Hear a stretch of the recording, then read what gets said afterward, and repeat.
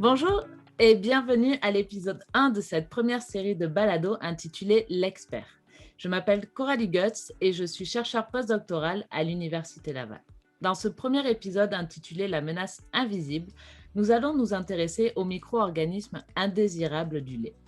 Pour en discuter, j'ai fait appel à des experts en lien avec cette thématique, les chercheurs Denis Roy et Julie Jean, tous deux professeurs en sciences des aliments à la Faculté des sciences de l'agriculture et de l'alimentation de l'Université Laval, ainsi que leurs chercheurs postdoctoraux, Mérélie Gagnon et moi-même.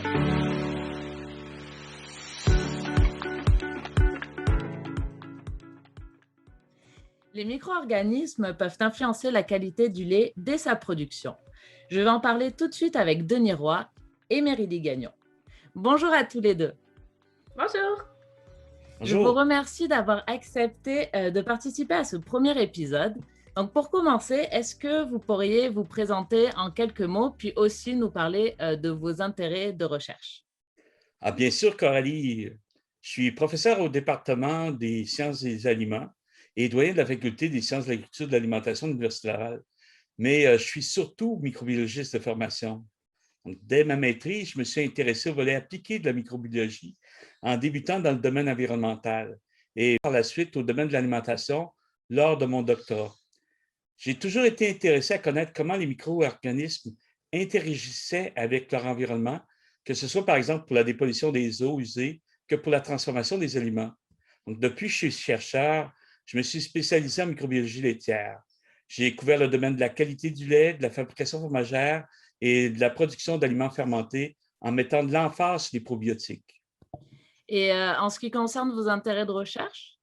Mes intérêts principaux sont de connaître le rôle des bactéries, principalement dans la transformation des aliments, que ce soit pour améliorer la qualité du produit ou de l'aliment ou diminuer l'impact des bactéries d'altération sur la qualité microbiologique du lait cru.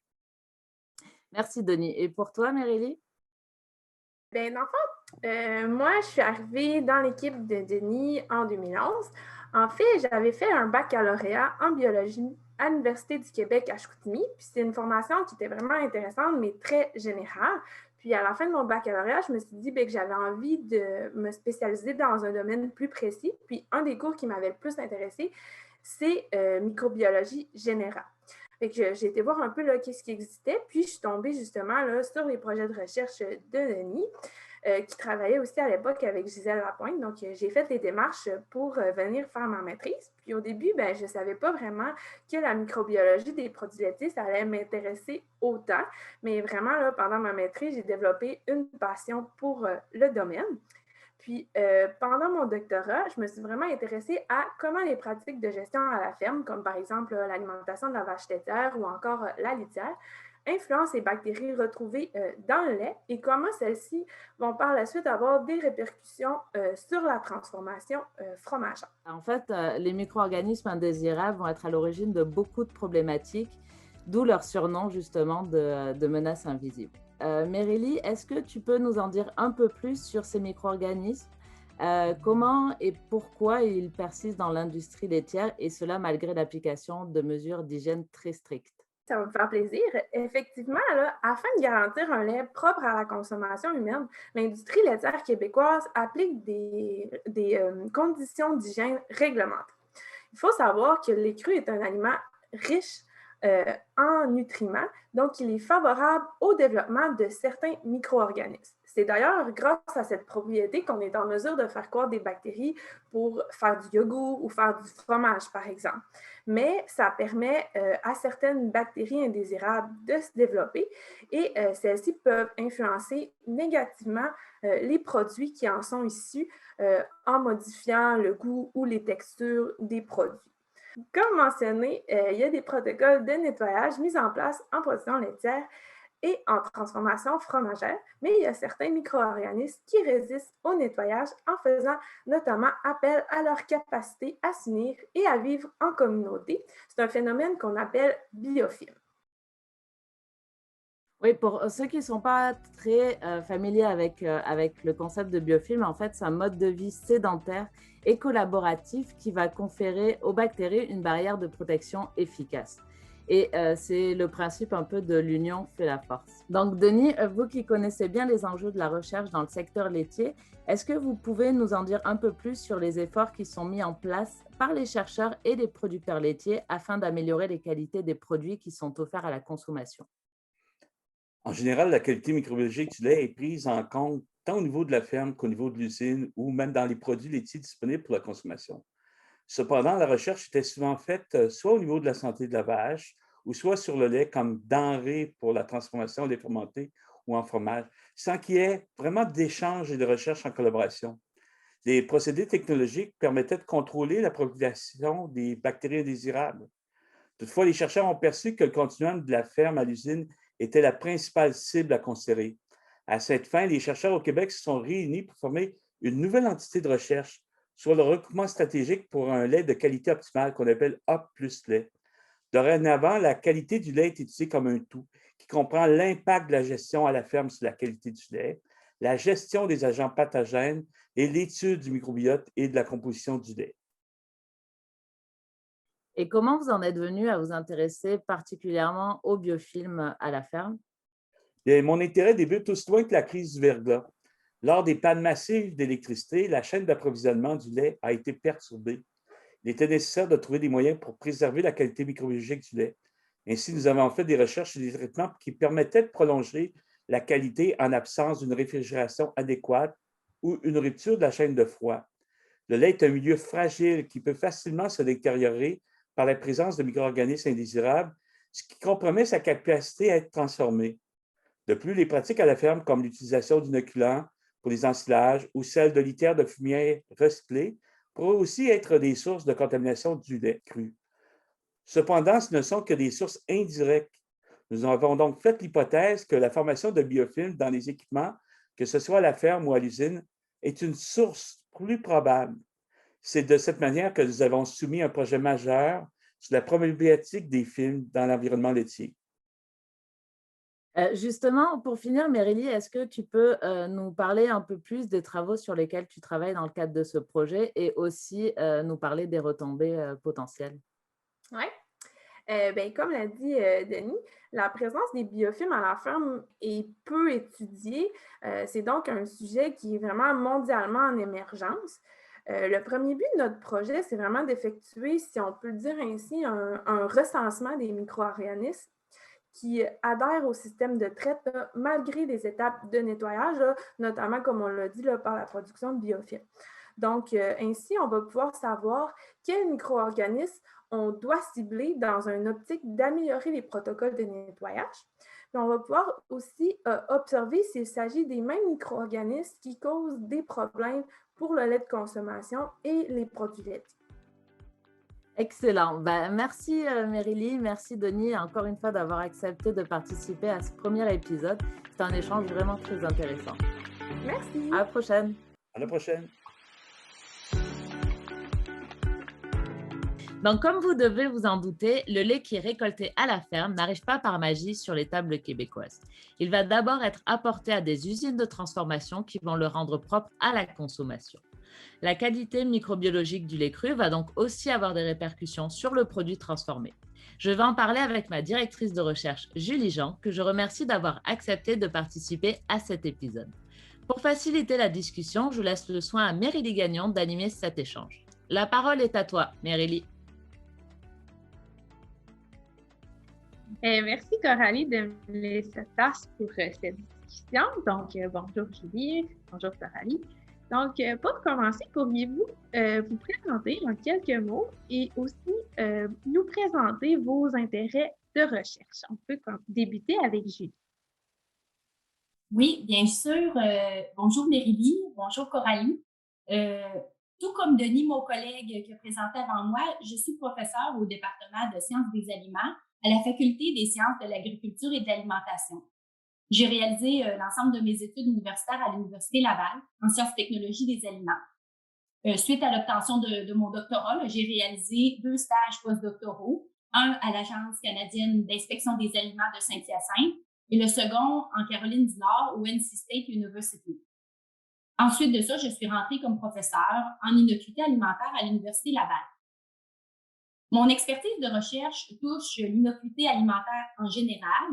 Plus spécifiquement, la majorité de mes travaux ont porté sur la virologie alimentaire, impliquant différents aspects plus fondamentaux, comme l'épidémiologie des phénomènes d'attachement ou de persistance. Je travaille également sur des aspects plus appliqués, comme le développement de méthodes de détection et des stratégies d'inactivation.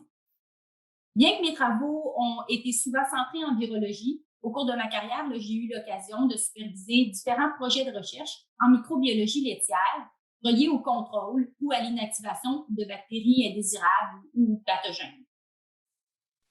Merci Julie, un parcours super inspirant.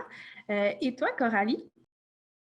Alors, pour ma part, je suis stagiaire postdoctorale dans le laboratoire de Julie depuis septembre 2018. Avant ça, j'ai réalisé en France des études de pharmacie, puis un master en microbiologie. Par la suite, j'ai souhaité poursuivre au doctorat et c'est ça qui m'a amenée au Québec, plus particulièrement à l'Université de Montréal dans le laboratoire de Mario Jacques. Et au cours de mon doctorat, j'ai pu travailler à la caractérisation de molécules antibiofilms produites par des souches de staphylocoque isolées dans des cas de mammites bovines. Et en fait, c'est ça, mon désir de faire de la recherche a toujours été alimenté par cette envie de contribuer au recul des maladies infectieuses, que ce soit chez l'homme comme chez l'animal. Et c'est aussi ça qui m'a poussée à venir travailler dans le laboratoire de Julie pour participer au développement de stratégies antibiophiles. Merci Coralie pour ton partage. Julie, pourriez-vous, s'il vous plaît, nous dire un peu plus sur les problèmes associés aux biofilms dans les usines de transformation laitière, ainsi que les impacts sur la qualité du lait et les produits laitiers? Oui, bien sûr. Bien que les produits laitiers sont soumis à de très sévères critères en termes de qualité et d'innocuité, la présence de micro-organismes sous forme de biofilms est malheureusement possible. Les conséquences de ces biofilms dans les usines de transformation laitière peuvent se manifester à différents niveaux. Tout d'abord, d'un point de vue microbiologique, la présence de biofilms peut favoriser la persistance de micro-organismes sur des surfaces des équipements. Les micro-organismes d'altération peuvent être à l'origine de défauts au niveau de la qualité et réduire les durées de conservation des produits. Cela peut aussi engendrer des produits atypiques ou non conformes aux normes qui sont exigées par les industriels. Les micro-organismes pathogènes peuvent, quant à eux, être à l'origine de maladies qui sont transmises par l'ingestion d'aliments qui seraient contaminés. Dans un deuxième temps, d'un point de vue plutôt appliqué à la transformation des aliments, l'accumulation de matières organiques reliées aux biofilms peut entraîner un encrassement des équipements pouvant nuire au transfert de chaleur et à l'efficacité des procédés. Cette matière organique peut diminuer l'efficacité des procédures aussi de nettoyage et de désinfection et qui peuvent aussi provoquer une corrosion des surfaces nécessitant le remplacement précoce des équipements. Finalement, d'un point de vue plutôt économique, lors de problèmes associés aux biofilms, les industriels doivent avoir recours à des cycles additionnels de nettoyage et de désinfection qui génèrent une perte de productivité et des dépenses additionnelles. Et à cela s'ajoutent les pertes de produits non conformes. Donc, on comprend bien encore une fois le thème menace invisible. Julie, est-ce que tu pourrais nous dire un peu plus sur quelles sont les stratégies préexistantes pour contrôler justement la menace liée aux biofilms?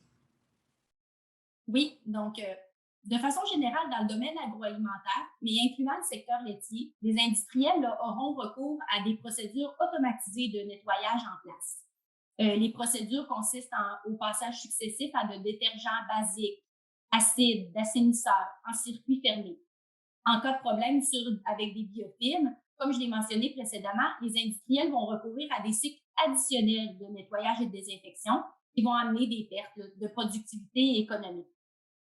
Donc, la recherche sur des stratégies de contrôle s'intéresse de plus en plus au développement de méthodologies alternatives pour se débarrasser des biofilms, comme par exemple des méthodes physiques, telles que la lumière pulsée, la chaleur, la vapeur d'eau, mais aussi des méthodes chimiques ou biologiques, comme des enzymes, des bactériocides ou des bactériophages.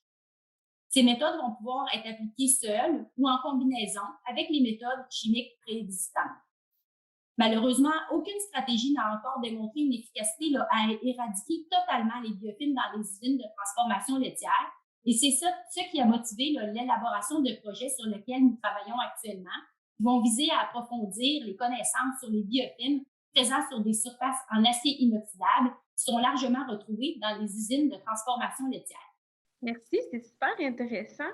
Toi, Coralie, peux-tu nous parler un peu plus de tes travaux sur lesquels tu travailles dans le cadre de ce projet de recherche?